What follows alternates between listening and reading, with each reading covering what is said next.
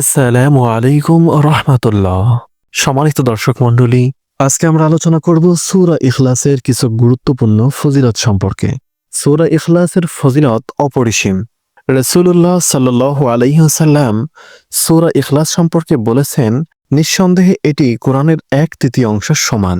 সহিহ মুসলিম 812 নম্বর হাদিস।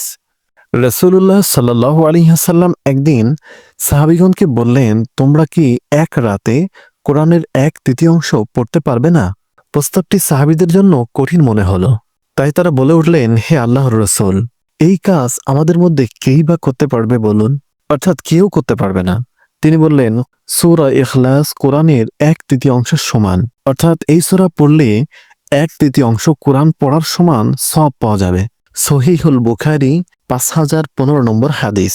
এক সাহাবী এসে বলল, হে আল্লাহর রাসূল, আমি এই সূরাকে অনেক ভালোবাসি। তিনি বললেন, এই ভালোবাসা তোমাকে জান্নাতে প্রবেশ করাবে। সুবহানাল্লাহ। বুখারী হাদিস নম্বর 774। রাসূল সাল্লাল্লাহু আলাইহি ওয়াসাল্লামের আরেকটি হাদিসে পাওয়া গিয়েছে, যে ব্যক্তি সূরা ইখলাস 10 বার পাঠ করবে তার জন্য জান্নাতে একটি ঘর বানানো হবে। শুধু তাই নয়, একদা রাসূলুল্লাহ সাল্লাল্লাহু আলাইহি ওয়াসাল্লাম এক ব্যক্তিকে সূরা ইখলাস তিলাওয়াত করতে শুনলেন। তিনি বললেন, এটা তার অধিকার। পাশে থাকা সাহাবীরা জিজ্ঞাসা করলেন, ইয়া রাসূলুল্লাহ, তার অধিকার কি? উত্তরে নবী করিম সাল্লাল্লাহু আলাইহি ওয়াসাল্লাম বললেন, তার অধিকার হচ্ছে জান্নাত, কারণ সে সূরা ইখলাস তিলাওয়াত করছে। আর যে ব্যক্তি সূরা ইখলাস তিলাওয়াত করছে সে পুরস্কার স্বরূপ জান্নাত পেয়ে যাবে। সুবহানাল্লাহ। মুসনাদে আহমদ 7669 নম্বর হাদিস। দিনে রাতে যতবার ইচ্ছা বেশি বেশি করে সূরা ইখলাস পড়া যাবে। যে ব্যক্তি প্রতিদিন অজুর সাথে 200 বার সূরা ইখলাস পাঠ করবে, আল্লাহ তাআলা তাকে 9টি নিয়ামত দান করবেন। এক গজবে 300 দরজা বন্ধ করে দিবেন। রহমতের 300 দরজা খুলে দিবেন। রিজিকের 300 দরজা খুলে দিবেন। আল্লাহ তাআলা তাকে এলেম, ধৈর্য ও বোধ শক্তি দান করবেন।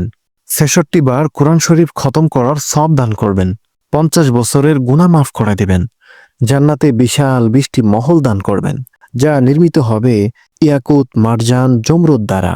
2000 রাকাত নফল নামাজ পড়ার সমপরিমাণ সওয়াব দান করবেন। মৃত্যুর পর তার জানাজায় 1,10,000 ফেরেশতা অংশগ্রহণ করবেন। সুবহানাল্লাহ।